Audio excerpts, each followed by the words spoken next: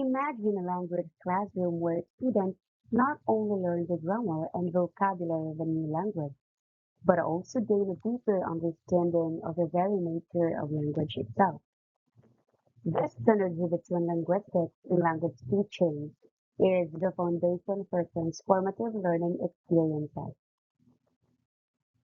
Good day, everyone. In this presentation, we will explore the profound relevance of linguistics in the field of language teaching.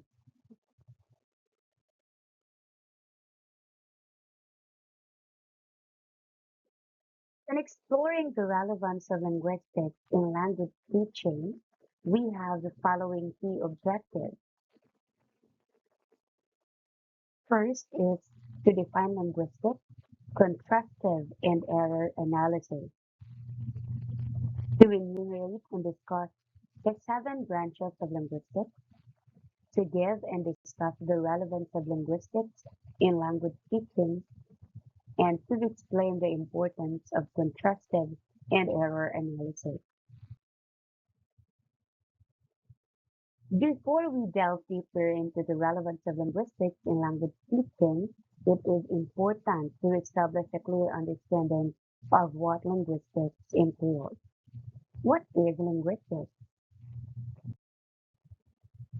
All you need to know about linguistics.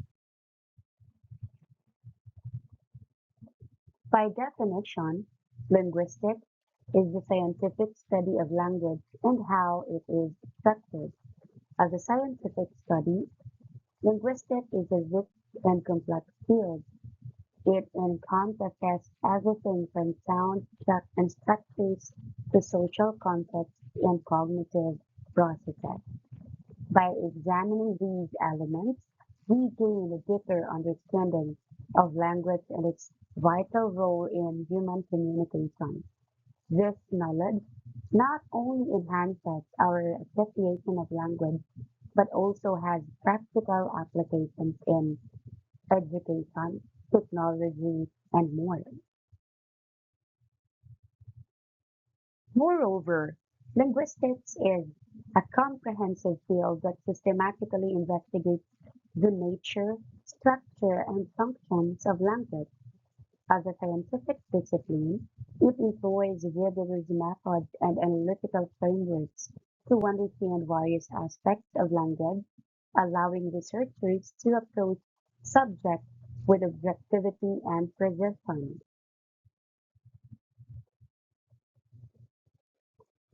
The term linguistics was first introduced in England in 1837, marking the beginning of a formal study of language. However, the exploration of language has a much longer history, with linguistic scholars like Henry Swift and Otto Jesperson. Henry Swift and Otto Jesperson traced back therefore to ancient civilizations, particularly the Greeks and Romans, who developed essential grammatical concepts that we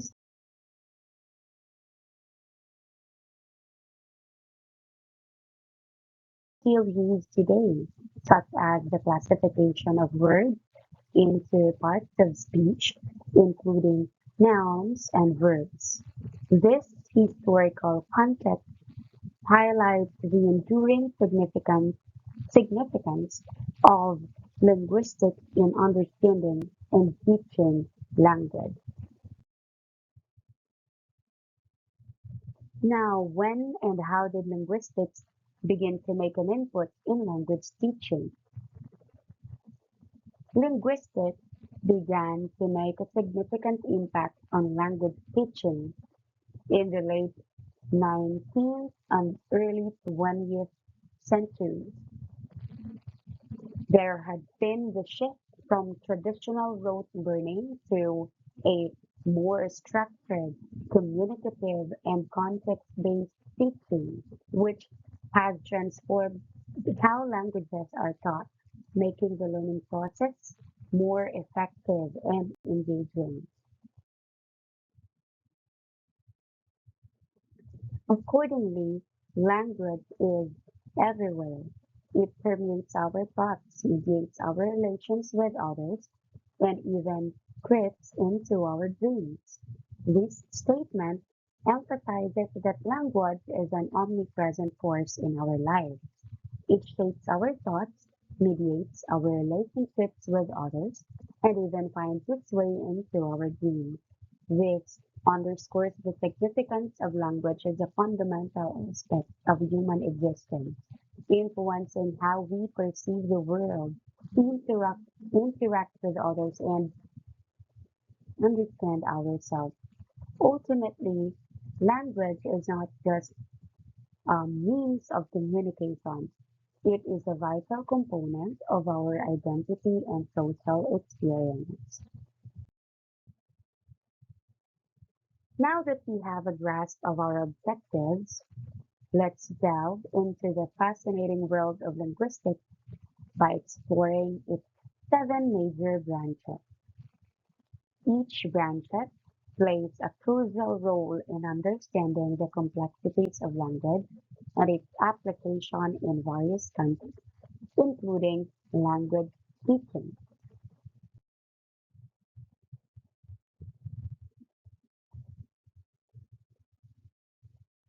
The seven major branches of linguistics are descriptive linguistics, historical linguistics, anthropological linguistics, sociolinguistics, phonetics, applied linguistics, and psycholinguistics.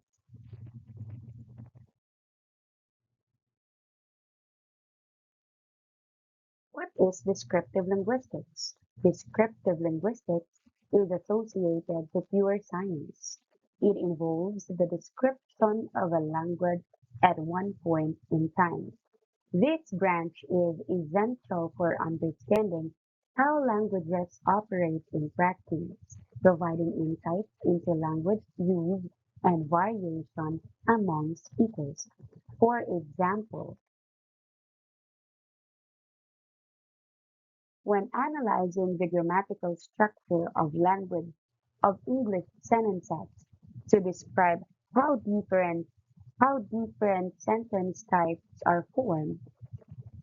For instance, examining the sentence "the cat sits on the mat",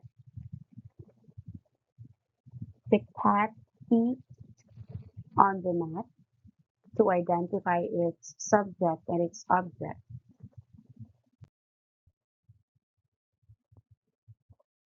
Another is historical linguistics. Historical linguistics is the study of language history. It studies the changes that occur in language through time. This branch helps linguists trace the origins of words, understand language families, and explore the dynamics of language change. For example, when studying the evolution of the English language from Old English to Modern English, linguists might analyze changes in vocabulary, pronunciation, pronunciation, and grammar over centuries, such as the transformation of the word he from the Old English to he to its current form. Next is the anthropological linguistics. Anthropological linguistics examines the relationship between language and culture. So we have language and culture. It explores how language reflects social structures, cultural practices, and human behavior. This branch is crucial for understanding how language shapes and is shaped by cultural contexts, providing insights into the ways communities interact and communicate. For instance, when investigating the use of language in indigenous communities to understand how their cultural practices shape their communication style. This could include studying how storytelling traditions reflect social values and communal knowledge. is social linguistics. Social linguistics is concerned with the functioning of language in society. This branch is important for understanding how language reflects and reinforces social identities and power dynamics in society. Here is an example. When researching how language varies among different social groups, such as studying the use of African American vernacular English in various communities and how it reflects cultural identity and social dynamics.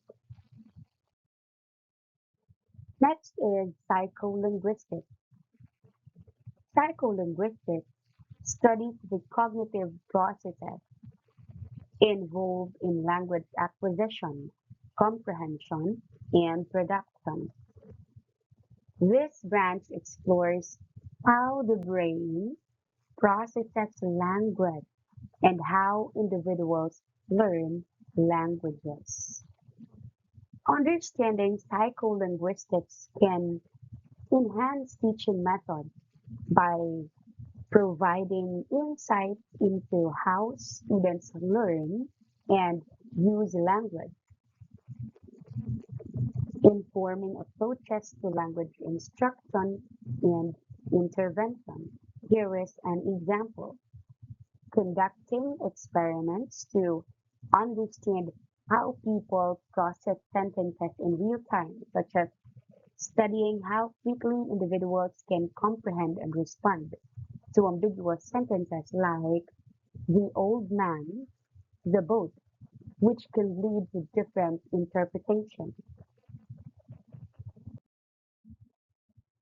Another branch of linguistics is phonetics. Phonetics is the analysis of speech sounds. Phonetic speech sounds with respect to their articulation, acoustic properties, and perception. Knowledge of phonetics is essential for teaching pronunciation and understanding sound systems in various languages. Here is an example. Conducting experiments to analyze the articulations of sounds in different languages. For instance, using spectrograms to visualize the sound waves of the English vowel sounds in beep, bit, and that to illustrate how they differ acoustically.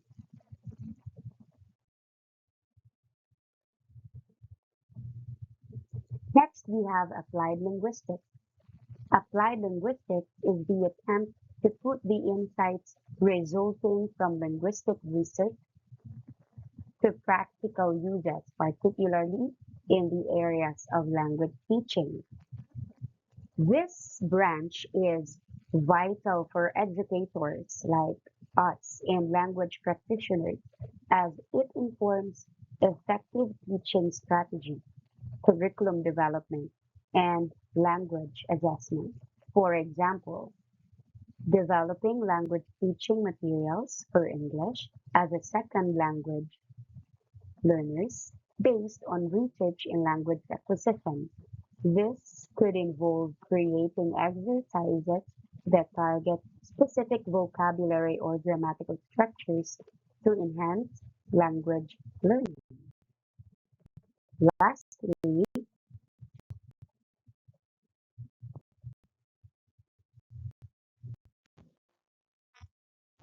turn our attention to their significant impact on language teaching.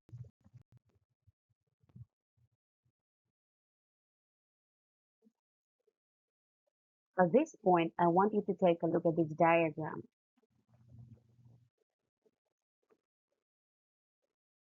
Can you interpret this paradigm in your own words? As we can see, linguistics forms only a part of it.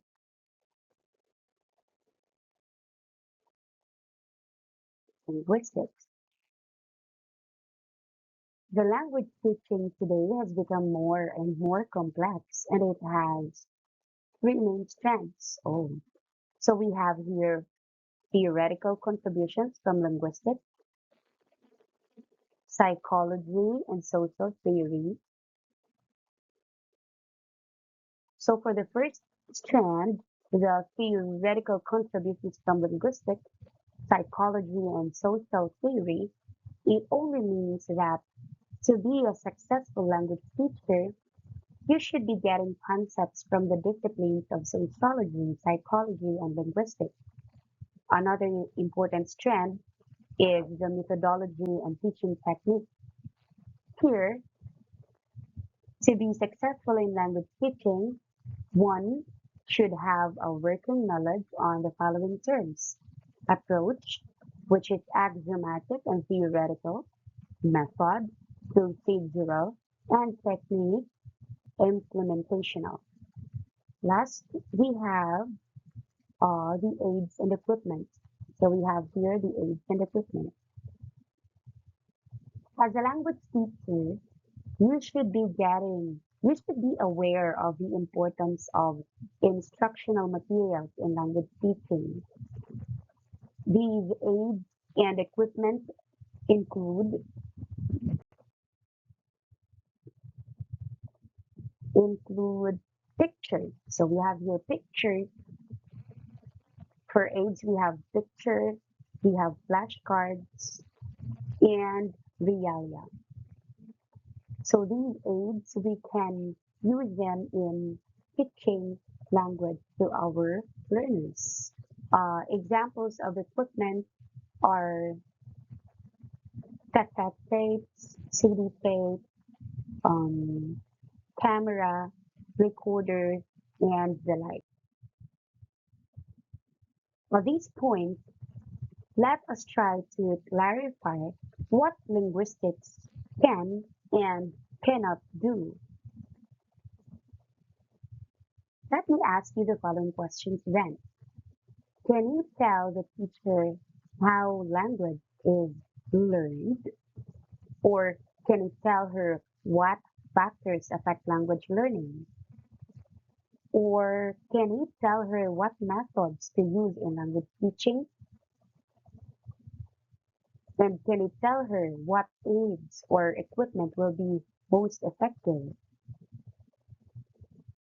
So the answers to these questions, will be more likely to be found in the realm of psychology, pedagogy, and sociology. Therefore, the answer to those questions is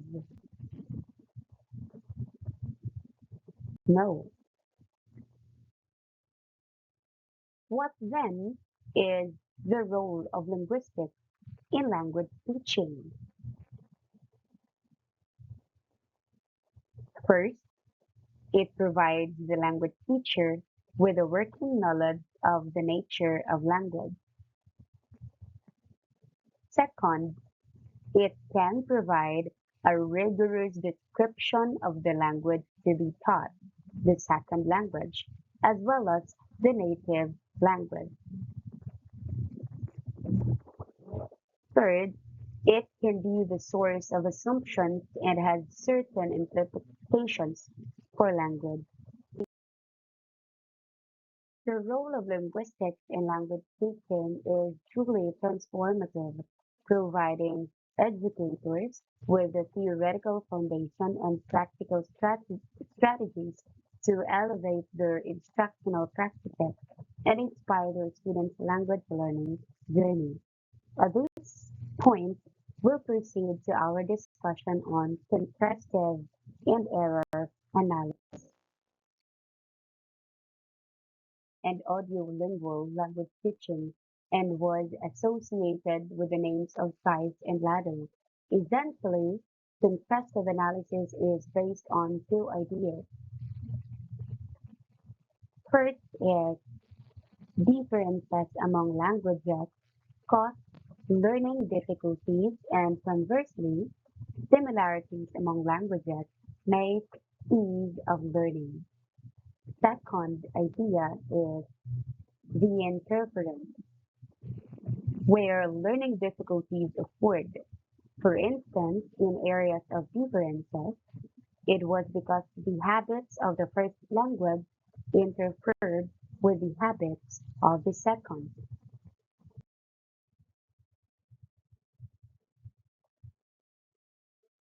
Contrastive analysis is a method used in language teaching that involves comparing the linguistic features of a learner's first language, L1, with those of the target language, or the L2, they are learning.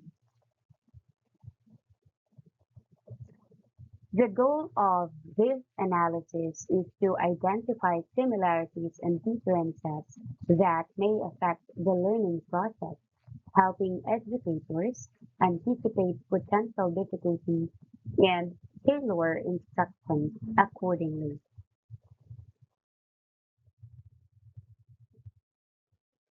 For example, on phonetic differences. In English, the TH sound, as in think, does not exist in many languages, such as Spanish. A Spanish-speaking learner may pronounce think as think, think.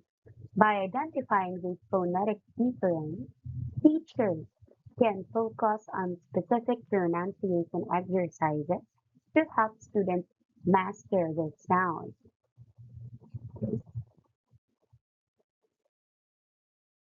Another example is on grammatical structures. In French, adjectives usually follow the noun. For example, um, a red car. In contrast, in English, adjectives precede the noun, a red car. Now, a French-speaking learner might say a car red when speaking English. Contrastive analysis helps teachers address this grammatical difference by providing explicit instructions on adjective placement in English.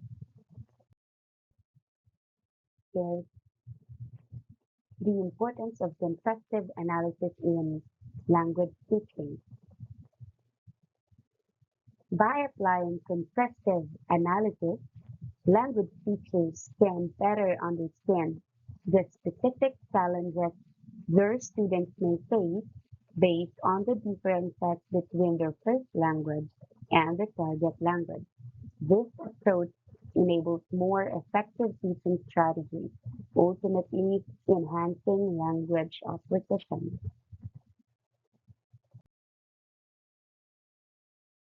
As a language teacher, could you tell the difference between an error and a mistake? Not always. If in one or two occasions, for example, in an English learner says John can sing, but in other occasions says John can sing, it is difficult to determine whether "cans" is a mistake or an error. Well, a mistake refers to a performance error that is either a random guess or a slip, in that it is a failure to utilize a known system correctly. All people makes mistakes in both native and second language situations. Native speakers are normally capable of recognizing and correcting such lapses or mistakes, which are not the result of a deficiency in competence, but the result of some sort of breakdown or imperfection in the process of producing speech. These hesitations, slips of the tongue, random grammaticalities, and other performance lapses in native speakers production also occur in second language speech. Now, the fact that learners do make errors and that these errors can be observed, analyzed, and classified to reveal something of the system operating within the learner led to a surge of study of learners' errors called error analysis, error and a mistake. Johnston, Johnston.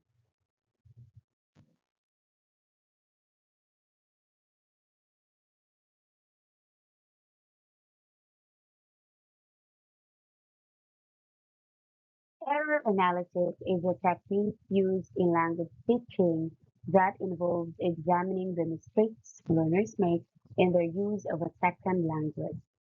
This approach helps educators understand the types of errors students commonly make, the reasons behind these errors, and how to address them effectively in instruction. Here are examples. A Spanish-speaking student, for example, might say she goes to the store instead of he goes to the store. By analyzing these errors, a teacher can identify that the student is omitting the verb's third person singular ending. The teacher can then provide focused practice on subject-verb agreement.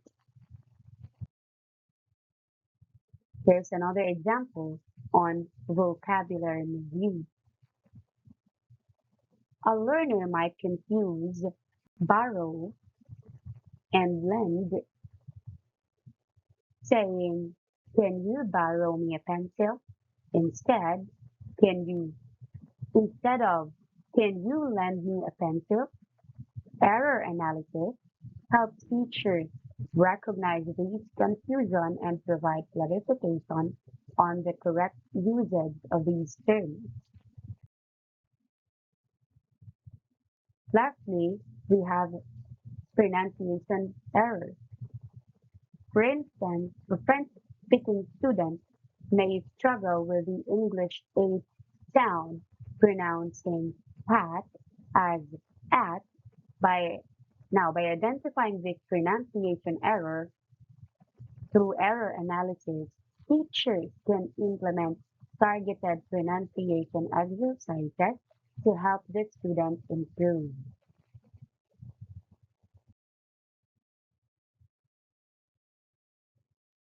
Now let's talk about the importance of error analysis in language teaching.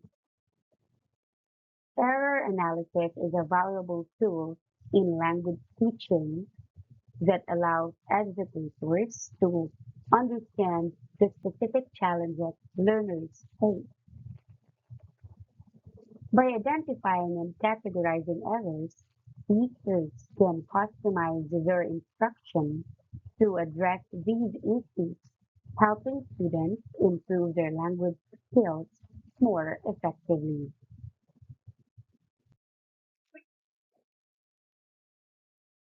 Now, let's recap. In this module, we have discussed the meaning of linguistics as the scientific study of language. According to this view, linguistics is a theoretical, abstract academic discipline. It describes the nature of human language activity in scientific terms, and linguists are seen to belong to different schools of thought and have competing linguistic theories.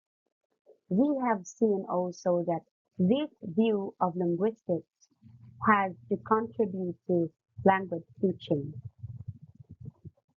Also, all branches of linguistics have contributed a lot in improving the condition of language teaching in general. So, psycholinguistics, we have the seven major branches of linguistics. We have psycholinguistics, social linguistics, historical linguistics, anthropological linguistics, descriptive linguistics, applied linguistics, and phonetics. And then we finally touched on contrastive analysis and error analysis, the former being limited in scope and the latter latter giving us teachers a wider perspective on error, this time much broader and more productive view of this linguistic phenomenon. All language learners commit error.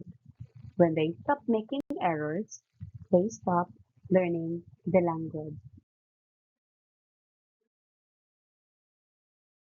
Let us embark on this journey of linguistic exploration, empowered by the knowledge that the language we teach is not merely a set of rules and structures, but a living, breathing, and ever evolving expression of the human experience. Together, we can create learning environments that foster a deep appreciation for the beauty and power of language.